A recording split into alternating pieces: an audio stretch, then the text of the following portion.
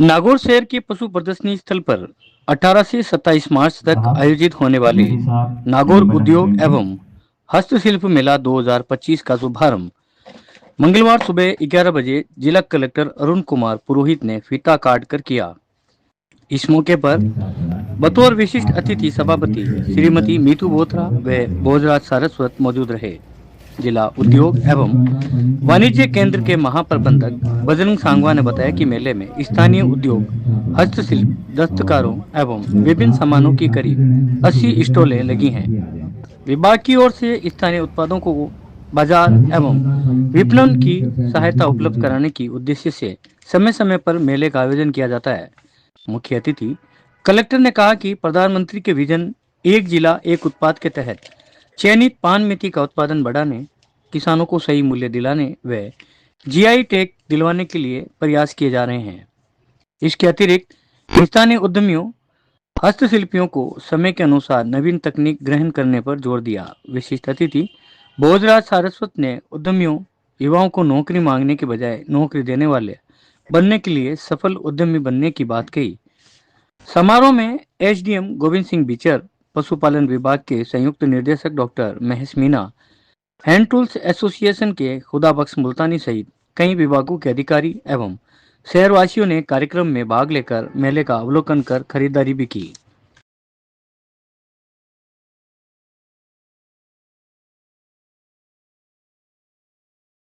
उस मंच की शोभा के क्या कहने जहां आप जैसे अतिथि आते हैं। जोरदार तालियां हो जाए, जोरदार तालियां बजती रहनी चाहिए। मोमेंटो, आज के इस कार्यक्रम की याद आपके हृदय में बसी रहे। हमारे बीच विराज रहे हैं मनीष जी वैष्णव से मेरा निवेदन वो आए। विराज रहे हैं पशुपालन विभाग के जेडी साहब डॉक्टर धन, स्वागत। तालियां बजती रहनी चाहिए।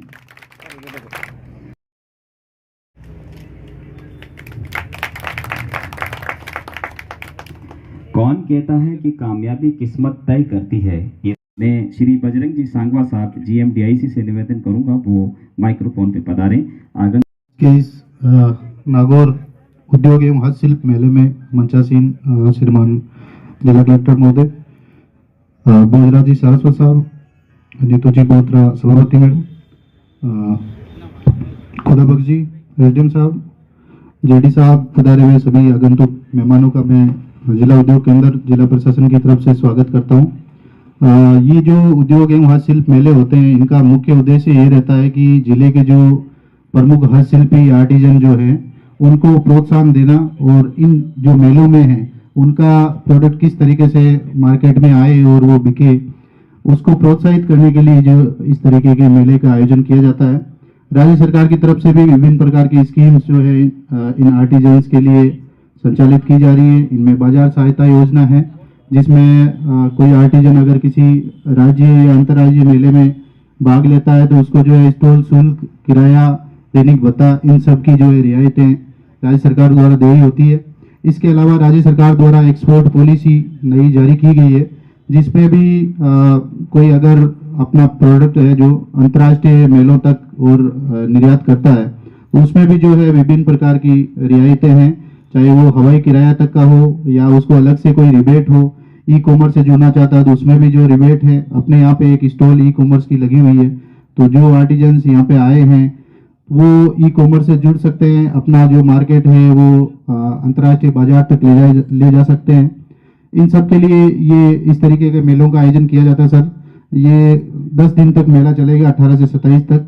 तो इसमें विभिन्न प्रकार की जो स्टॉल लगी है इनका मार्केट में जो है प्रोडक्ट बिकेंगे इनके। इसके अलावा विभागों की भी जो स्टॉल लगी है उसमें सर स्कीम्स की जानकारी दी जाएगी, पैम्पलेट वगैरह वितरित किए जाएंगे। आप सब लोग सर यहाँ पधारे। Thank you. कलेक्टर सर, सम्मानित मंच और सामने बैठे हुए सभी अतिथि, प्यारे बच्चों और मातृशक्ति, मेले का उद्देश्य यही होता है कि एक छत के नीचे आपको सारा सामान मिल जाता है। हस्तशिल्प उद्योग ने जो मेला लगाया है वो अपने हस्तशिल्प का प्रचार प्रसार हो और लोगों को जानकारी मिले कि हाथ से क्या क्या वस्तुएं बनाई जा रही है। सभी दुकानदारों को बहुत बहुत बधाई, आपका अच्छे से आपकी बिक्री हो और आप सभी जो बैठे हैं उन सबको होली की शुभकामनाएं और शीतलाष्टमी की शुभकामनाएं। जय हिंद, जय भारत। बोलो भारत माता की। इस मेले में आप सबका स्वागत है। सबसे पहले मैं जिला प्रशासन का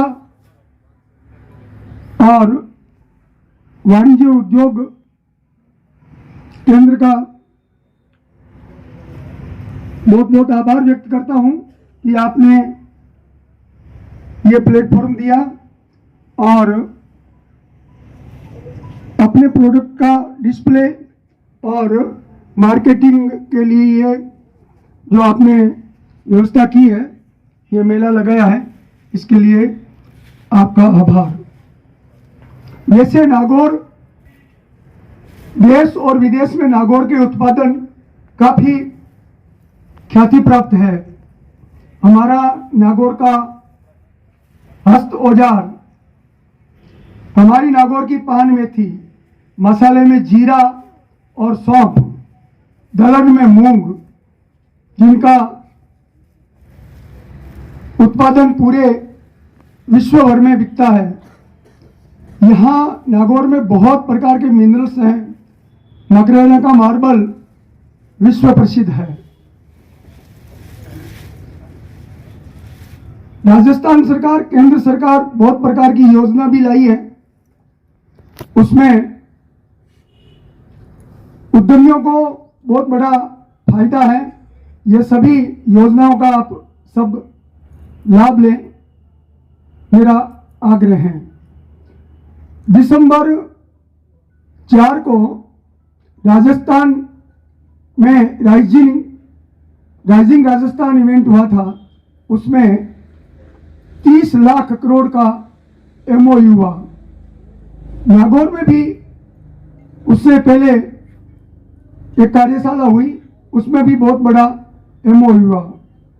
सरकार चाहती है कि ज्यादा से ज्यादा यहाँ उद्योग लगे।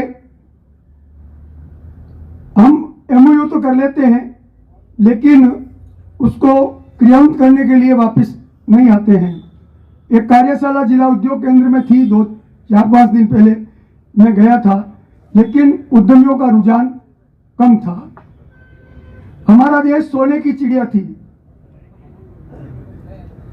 और हर व्यक्ति के हाथ में काम था। हमारा गांव में कुटीर उद्योग थे।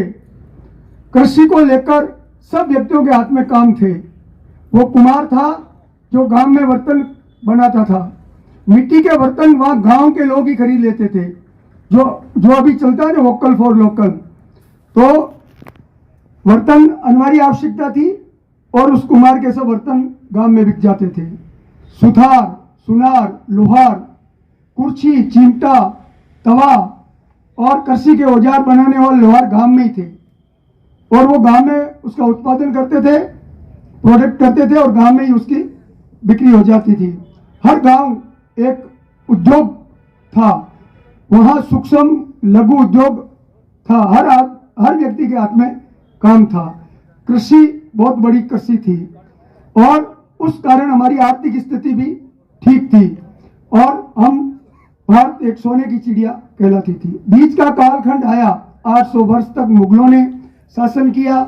उसके बाद अंग्रेज आ गए, हमारी शिक्षा नीति बदल गई और हम नौकरी पाने वाले बन गए। नौकरी देने का विचार किसी का भी नहीं है। मैं नौकरी कर लूं और मेरा काम चलाऊं। अभी शिक्षा नीति में सिर्फ नौकरी सिखाते हैं, किसी को भी रोजगार करने का वो सिस्टम इसमें नहीं है। मेरा निवेदन है, अभी सरकार ये चाहती है कि वो स्थिति आए, हर आदमी के हाथ में काम हो, बेरोजगारी कम हो। इसलिए आप सब जिसने यहाँ अपने उत्पादन लगाए हैं उनकी मैं तारीफ करता हूँ और इनको देखकर आप भी अपना प्रोडक्ट बढ़ाइए। नागौर का मूंग बहुत प्रसिद्ध मूंग है। इसमें यहाँ भी 22 दाल मिलें चल रही है और भी संभावना है। रिको में जमीन है, आप DIC से, रिको से मिलकर वो भी आप कर सकते हैं। हमें प्रमोट करने की आवश्यकता है। आप सब आइए और ज्यादा से ज्यादा उद्योग लगाइए। आज नागौर के उद्योग हस्तशिल्प मेले के उद्घाटन समारोह में उपस्थित सभापति नगर परिषद नागौर श्री भोजराज जी, मंचासीन मेरे सभी साथीगण, यहाँ उपस्थित उद्यमीगण और स्कूल से पधारे हुए आए हुए बच्चे और अलग अलग जितनी भी शॉप्स हैं जो लग रही हैं यहाँ पे, उनमें जो लोग भी जहाँ से आए हैं, कुछ यहाँ लोकल हैं, कुछ बाहर के, आप सभी का स्वागत। जिला प्रशासन और उद्योग विभाग के सौजन्य से कई सालों बाद इस बार नागौर में उद्योग मेला आयोजित किया जा रहा है, जो लगभग 10 दिन यहाँ चलेगा। और मैं उम्मीद करता हूँ कि इस मेले में आशा अनुरूप लोगों का उत्साह और लोगों की भागीदारी देखने को मिलेगी, जिससे आने वाले समय में भी, आने वाले वर्षों में भी ये मेला अनवरत रूप से यहाँ लगे। हम देखते हैं कि आजकल पिछले कुछ वर्षों से अलग अलग जो प्राइवेट प्लेयर्स हैं वो लोग भी और एक कॉर्पोरेट प्लेयर्स भी हैं, चाहे सरकार की तरफ से जो कार्यक्रम आयोजित होता था वो कुछ कारण से नहीं हो पाया और अब उसको वापस शुरुआत की है। तो हम सभी की जिम्मेदारी है कि जो सरकारी कार्यक्रम है और जो सरकार के सहयोग से, सौजन्य से, और जिसमें सरकार की विभिन्न योजनाएं जिनका प्रचार प्रसार और उनकी योजनाओं का लाभ किस प्रकार से जो उद्यमी है वो ले सकते हैं और विभिन्न विभागों द्वारा क्या क्या सुविधाएं दी जा सकती है, उसके बारे में की जानकारी इन मेलों में मिलती है। उसके लिए जब तक आम लोग और जो नागौर के निवासी हैं वो जब तक इससे नहीं जुड़ेंगे तब तक उसका लाभ हमको उतना नहीं मिल पाएगा। तो आवश्यकता इस बात की है कि अभी जो ये मेला आज शुरू हुआ है उसमें यदि कुछ शॉप्स अभी भी बाकी हैं और कुछ हमारे लोकल प्रोडक्ट्स जिसके जो डिस्प्ले यहाँ पे नहीं हो रहा है या नहीं लग पाए हैं, तो मैं अनुरोध करूँगा मेला संचालन समिति से कि आप प्रयास करके और वो बचे हुए दुकानें या बचे हुए जो फील्ड्स हैं उन फील्ड से भी लोगों को आप आमंत्रित करें, बुलाएं और उन सब को इसमें जोड़ें, इसमें इन्वॉल्वमेंट करें उनका, ताकि सभी मिल करके इसको अच्छे से इस मेले को हम चला सकें, हम सुरक्षित रूप से, और हमारे जो स्थानीय प्रोडक्ट है उसका प्रचार प्रसार करने के लिए उनको स्टेट लेवल से, नेशनल लेवल से और उससे भी ऊपर इंटरनेशनल लेवल तक ये चीज़ें पहुँचें। जैसा अभी जिक्र किया गया था, जिसको हम कसूरी मेथी के नाम से जानते हैं, पान मेथी यहाँ की है जो सिर्फ नागौर में होती है, राजस्थान में और कहीं नहीं है, और इसकी जो रेट मिलती है वो उतनी नहीं मिलती जितनी कि यदि ये जीआई टैग से सुसज्जित हो जाए तो इसको जो लाभ मिलेगा यहाँ के किसानों को, यहाँ के लोगों को, उसका कोई सानी नहीं है। उसके लिए हम प्रयास कर रहे हैं, कुछ हद तक हमने सफलता हासिल भी की है और उम्मीद करते हैं कि इसको हम पूरा जो है उस पर पहुँचाएंगे। क्योंकि कसूरी एक स्थान था पाकिस्तान का जिसके नाम से ये मेथी प्रचलित है, और नागौर में एक स्पेसिफिक एरियाज हैं जहाँ से ये मेथी का प्रोडक्शन होता है, बाकी दूसरी जगह नहीं है। तो इस क्षेत्र की एक विशेषता है। इसी तरह यहाँ पे हैंड टूल्स के बारे में बताया, सौंफ के बारे में, मूंग के बारे में। तो हमारा जिला जो है वो एग्रीकल्चर प्रोड्यूस करने वाला एक कृषि प्रधान जिला है, जिसमें बहुत सारी चीज़ें हैं जो यहाँ की विशेषताएं हैं। उस विशेषताओं को जब तक हम आज के इस युग में जहाँ आपको अपना डिस्प्ले करना पड़ता है, एडवर्टाइजमेंट करना पड़ता है, प्रतिस्पर्धा बहुत ज़्यादा है। जैसा अभी भोजराज जी बता रहे थे कि भाई पहले गांव में सब कुछ होते था, वहीं पे सुतार था, वहीं पे सुनार था, उसी की चीज़ वहीं बिक जाती थी। अब क्योंकि कनेक्टिविटी बहुत ज़्यादा है, इंटरनेशनल, नेशनल, स्टेट, सब जगह मोबाइल्स हैं, जो लेटेस्ट टेक्नोलॉजी आपके पास आ गई, तो किसी भी व्यक्ति को ऑनलाइन सामान मंगाना है तो वो सुविधाएं भी हैं। तो उस कारण से भी हमारा जो लोकल प्रोडक्ट है उसको compete करना पड़ता है, उसको कंपटीशन करना पड़ता है उस बाजार से, उस फील्ड से जहाँ पर लोग मास प्रोडक्शन करते हैं और वो उसकी रेट को काफ़ी लो कर लेते हैं। जब उसकी रेट कम हो जाती है तो कंपटीशन में हम स्टैंड नहीं कर सकते, हम खड़े नहीं रह सकते। अभी मैं यहाँ जब आया था तो बाहर एक शॉप पे हम देख रहे थे, तो टाकला की जो दरिया हैं और जो उनके हैंड प्रोडक्ट्स हैं जो वो बनाते हैं, चाय के कप के लिए भी उनके पास कुछ था, हैंड वॉल हैंगिंग के लिए भी कुछ था, बड़ी अच्छी चीज़ें थी। लेकिन जब कॉस्ट की बात की तो स्लाइटली अपील करती कि ज़्यादा है। यही चीज़ अगर कोई आदमी ऑनलाइन कहीं अमेजोन पे या किसी और जगह पे कहीं जा करके परचेज करने लगता है तो उसको सस्ते में मिल जाता है। तो अब टाइम जो है वो चेंज हो गई। तो जो हमारा जो लोकल उद्योग है उसको भी इन चीज़ों को भी समझना पड़ेगा। आप अपना प्रोडक्शन बढ़ाएं, आपकी रीच आउटसाइड ले जाएं, नागौर तक या अपने गांव तक सीमित नहीं रहें। आप उसको across the state, across the world, across the district, जहाँ तक आप जा सकते हैं वहाँ जाएं, ताकि जब आपकी सेल बढ़ेगी तो आपकी कॉस्ट भी, प्रोडक्शन कॉस्ट रिड्यूस हो जाएगी। अगर सेल कम है तो प्रोडक्शन कॉस्ट आप कम नहीं कर पाओगे, अगर आप कॉस्ट कम नहीं कर पाओगे तो आपकी सेल ही नहीं होगी। तो ये दोनों एक दूसरे से जुड़ी हुई है। तो हमको मार्केट की जो आवश्यकता है उसको भी समझना है, कंज्यूमर की जो आवश्यकता है उसको भी समझना है। कंज्यूमर बेस्ट चीज से कम पैसे में चाहेगा। तो अब जो टेक्नोलॉजी का जो विस्तार हुआ है, ये जीपीएस से हम देखते हैं आजकल आदमी कहाँ खड़ा है और कहाँ जाना है वो जीपीएस से चला जाता है। पहले उसको ये चीजें पूछ के जाना पड़ती थी, या फिर कोई एटलस और नक्शा लेकर के जाते थे अगर कोई विश्व में कहीं दूसरी जगह जा रहे हैं तो। और अब आपके पास जीपीएस से सब कुछ अवेलेबल है। आप on the single click of mobile आप कहीं भी जा सकते हैं। लेकिन एक चीज है जो जीपीएस से नहीं हो सकती, वो है आपकी आर्ट, आपकी कला। आपको जो काम आता है, जो हमारे बंदों को, जो लोग यहाँ रहते हैं जिन्होंने कसूरी मेथी की खेती करनी है, या जिसको दरिया बनानी है, या किसी को कोई हैंड टूल्स बनाने हैं, वो कहाँ खड़ा है और उसको क्या बनाना है और कैसे बनाना है, ये चीज किसी दूसरे को पता भी लग जाए कि वो कहाँ खड़ा है, तो उससे वो ये लोकेट करके वो चीज नहीं बना सकता, वो उसके दिमाग में वही बनाएगा। तो ये हमारी धरोहर है जिसको हमें बचा के रखना है, और उसके लिए ये प्रयास करना जरूरी है कि हमें ये इकोनॉमिकल वायबल हो, आपका भी लागत मूल्य निकले, आपका बिजनेस चले, आपको लाभ हो, साथ साथ जो खरीदे उसको भी लाभ हो। जब तक ये दोनों चीजें नहीं होगी तब तक वो मैच नहीं बैठेगा, फ्रीक्वेंसी मैच नहीं होगी तो वो खरीदेंगे नहीं, वो चीजें बिकेगी नहीं, और हमारा जो लघु उद्योग है या छोटा उद्योग है वो धीरे धीरे खत्म हो जाएगा। ये खत्म क्यों हुए हैं? इसीलिए हुए हैं कि जब इंडस्ट्रियल रिवॉल्यूशन हुए विदेशों में, यूरोप में हुआ पर्टिकुलरली, तो जब औद्योगिक क्रांति आई तो आदमी की जगह मशीन ने काम करना शुरू किया, प्रोडक्शन रातों रात 100 गुना बढ़ गया।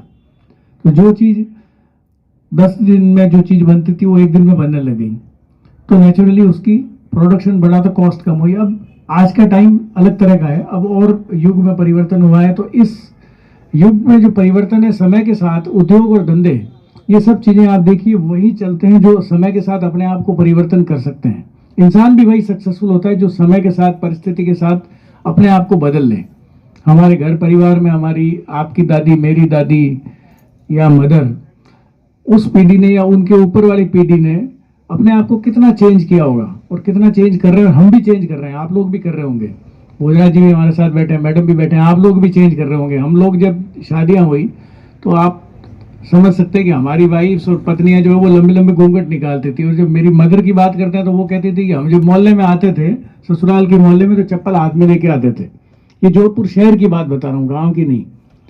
और अब कहाँ चेंजेस है, हम अपने परिवार में अपनी बहुओं को, बेटियों को पूरी लिबर्टी देते हैं।